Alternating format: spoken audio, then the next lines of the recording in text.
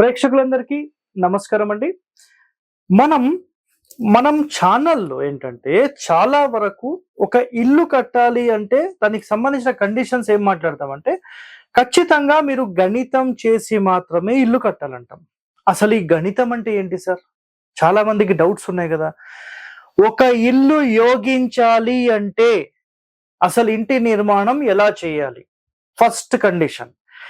ఒక ఇల్లు మిమ్మల్ని అందరినీ అంటే ఒక ఫ్యామిలీ మెంబర్స్ అందరినీ ఒక మానసిక ప్రశాంతంగా ఉండే ఒక కన్స్ట్రక్షన్ ని ఎలా నిర్మించాలి.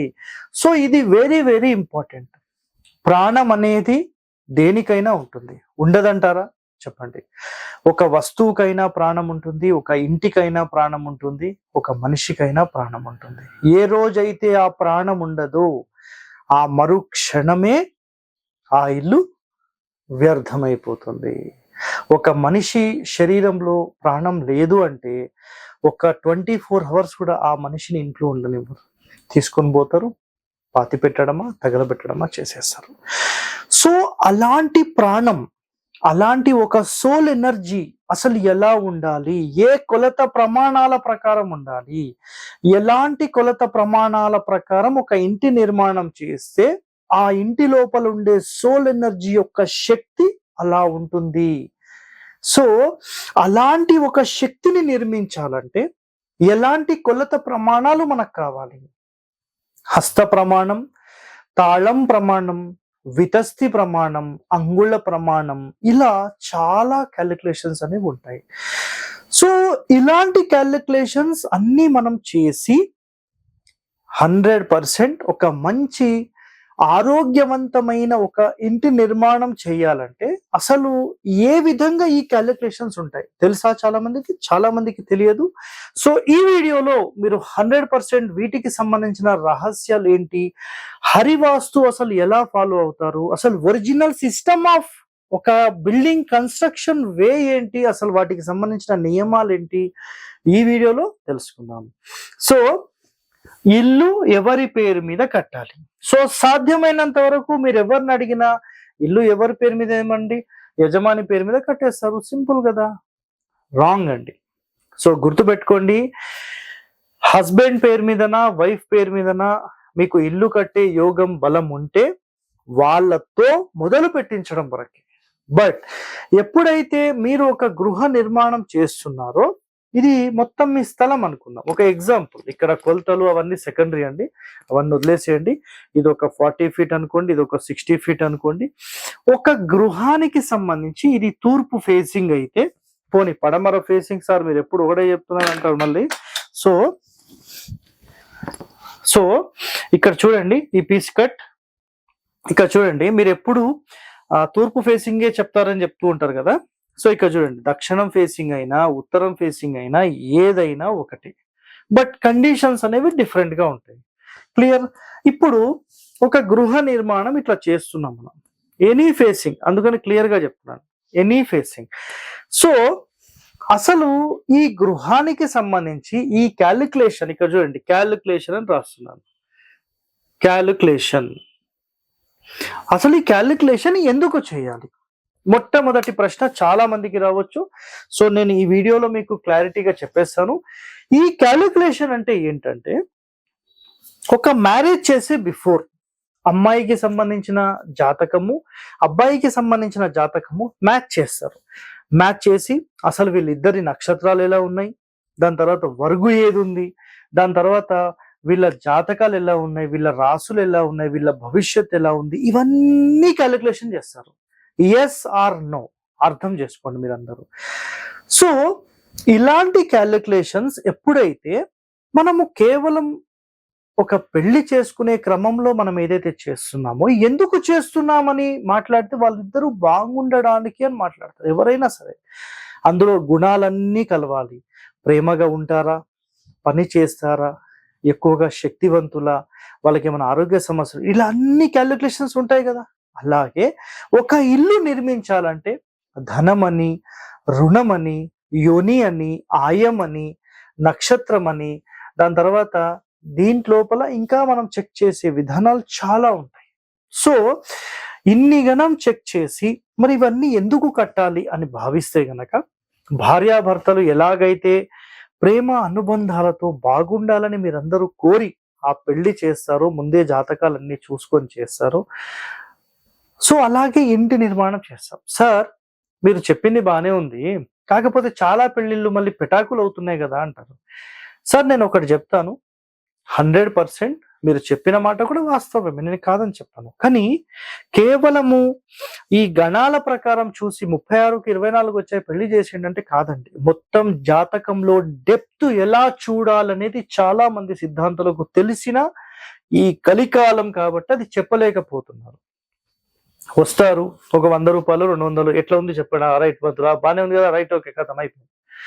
ఒక్క గుణాలు గణాలు చూడడం మాత్రం కాదు, వీళ్ళిద్దరి జాతకాలు భవిష్యత్తు ఎలా ఉంటుంది అనేది చాలా ఇంపార్టెంట్. అవన్నీ చూసే వాళ్ళు చాలా అరుదండి. మీ పంతులు గారిని కూర్చొని మీరు దగ్గరుండి ఈ పని చేపియండి, 100% అది మీకు సక్సెస్ అవుతుంది. It's clear cut word. Okay, ఇక్కడ గుర్తుపెట్టుకోండి. ఇప్పుడు మనం ఇంటి నిర్మాణానికి వస్తే ఇక్కడ చూడండి, హస్బెండ్ వైఫ్ వాళ్ళ పిల్లలు పేరెంట్స్ ఇంకా ఫ్యామిలీ మెంబర్స్ ఉంటే వీళ్ళందరికీ సంబంధించిన, హస్బెండ్ కి సంబంధించిన జన్మ నక్షత్రం తీసుకుంటాం, వైఫ్ కి సంబంధించిన జన్మ నక్షత్రం తీసుకుంటాం, పిల్లలకు సంబంధించిన జన్మ నక్షత్రం తీసుకుంటాం, పేరెంట్స్ కి సంబంధించిన జన్మ నక్షత్రం తీసుకుంటాం, అదర్ ఫ్యామిలీ మెంబర్స్ జన్మ నక్షత్రం తీసుకుంటాం. సార్ జన్మ నక్షత్రం లేని వాళ్ళు ఏం చేయాలి? వాళ్ళ పిలిచే పేరు ఉంటుంది కదా, ఆ పేరు ప్రకారం కూడా నక్షత్రం పంపించాలి మాకు. ఎందుకు పంపించాలంటే కొన్ని సందర్భాల్లో ఇందులో ఏదైనా మ్యాచెస్ కాలేదనుకోండి, ఇది 70% జన్మ నక్షత్రాల స్కోర్ అయితే 30% అనేది నామ నక్షత్రాలకు సంబంధించిన స్కోరింగ్ ఇస్తుంది.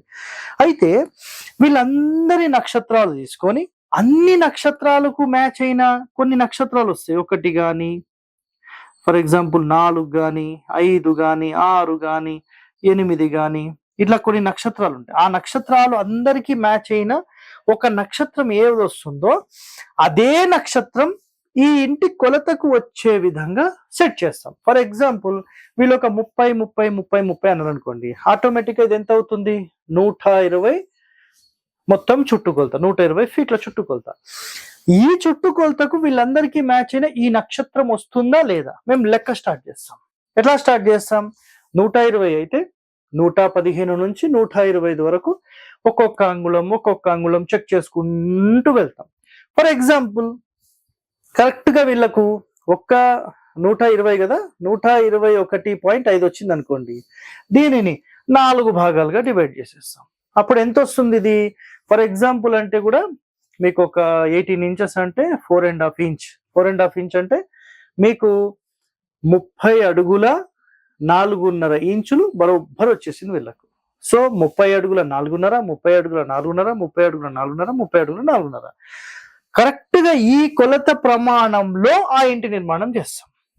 ఏ క్షణమైతే వీళ్ళందరి నక్షత్రాలకు మనం ఈ ఇంటికి సంబంధించిన గణితం ఏదైతే కట్టామో ఆ గణితం అనే యొక్క ఫ్రీక్వెన్సీ, అంటే ప్రతి ఒక్క నిర్మాణానికి కానీ ఒక వస్తువుకి కానీ మనం ఇందాకనే చెప్పుకున్నాం, ఒక సోల్ ఎనర్జీ, ఒక ప్రాణం అంటూ ఉంటుంది. సో అలాంటి ఒక ప్రాణంకి సంబంధించిన కొలత ప్రమాణం అన్నమాట ఇది.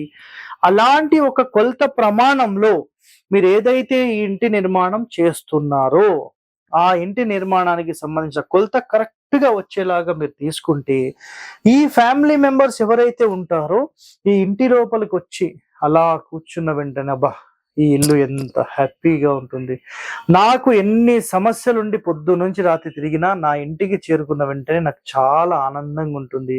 ఫ్యామిలీ మెంబర్స్ ఎప్పటికీ నవ్వుతూ మాట్లాడుతూ అందరూ ప్రేమ అనుబంధాలతో ఉంటూ ఉమ్మడి కుటుంబాలు ఉంటూ, సో ఇలాంటి ఒక ఫ్యామిలీలో మీరు ఇలా అందరూ కలిసిమెలిసి ఒక ఇంటి లోపల ఉన్నారు అంటే ఈ కలికాలంలో అది ఒక అదృష్టంగా మనం భావించవచ్చు. కానీ ఈ కలికాలంలో అది లేదండి. అట్లీస్ట్ మనం మన ఫ్యామిలీ కోసం కానీ మన పిల్లల కోసం కానీ అందరూ కలిసిమెలిసి ఉండాలనే ఒక తపన నిజంగా మీలో ఉంటే, మేమందరం బాగుండాలి, మా ఇల్లు ఒక ఆరోగ్యవంతమైన ఒక సోల్ ఎనర్జీని మాకు కలిగి ఉండాలి అని మీరు భావిస్తే, నిజంగా మీరు ఒక మంచి ఇంటి ప్లానింగ్ డిజైనింగ్ చేసుకోవాలని భావిస్తే 100% ఇక్కడ నేను చెప్పిన పాయింట్స్ అన్ని మేము క్యాలిక్యులేషన్ చేస్తాము. ఇలాంటి క్యాలిక్యులేషన్ మొత్తం చేసి మీ ఇంటికి సంబంధించిన ఈ క్యాలిక్యులేషన్ అండ్ ప్లానింగ్ మొత్తం డిజైన్ చేసి అనేది జనరల్గా ఇస్తూ ఉంటాం. సో నిజంగా ఎవరైతే వీటికి సంబంధించిన డీటెయిలింగ్ కావాలి మమ్మల్ని సంప్రదించవచ్చు. లేదు సార్ మాకు మేము చేసుకోగలమా అని మాట్లాడితే వీటికి సంబంధించిన టోటల్ ట్రైనింగ్ మీరు తీసుకోవాల్సి వస్తుంది. లేదు మేము సింపుల్ గా చేసుకుంటాం సార్ అంటే గనక మీరు ఏం చేయండి అంటే హరివాస్తు ఆయం అని ఒక వీడియో ఉంది. ఆ వీడియో మొత్తం చూడండి. అసలు ఇంటికి సంబంధించిన గణితం ఎలా చేయాలనేది దాంట్లో మొత్తం ఎక్స్ప్లెయిన్ చేశాం. మీకు మీరు 100% తెలుసుకోవచ్చు. ఓకే, సో ఇలాంటి మరిన్ని రహస్యాలు మీరు తెలుసుకోవాలి, ఒక ఇంటిని మంచి శక్తివంతంగా మార్చాలని భావిస్తే 100% మన ఛానల్ని సబ్స్క్రైబ్ చేసుకోండి. ఇలాంటి వీడియోస్ 10 మందితో షేర్ చేయండి. మీరందరూ బాగుండాలని కోరుతూ సెలవు తీసుకుంటున్నాను. ధన్యవాదాలండి.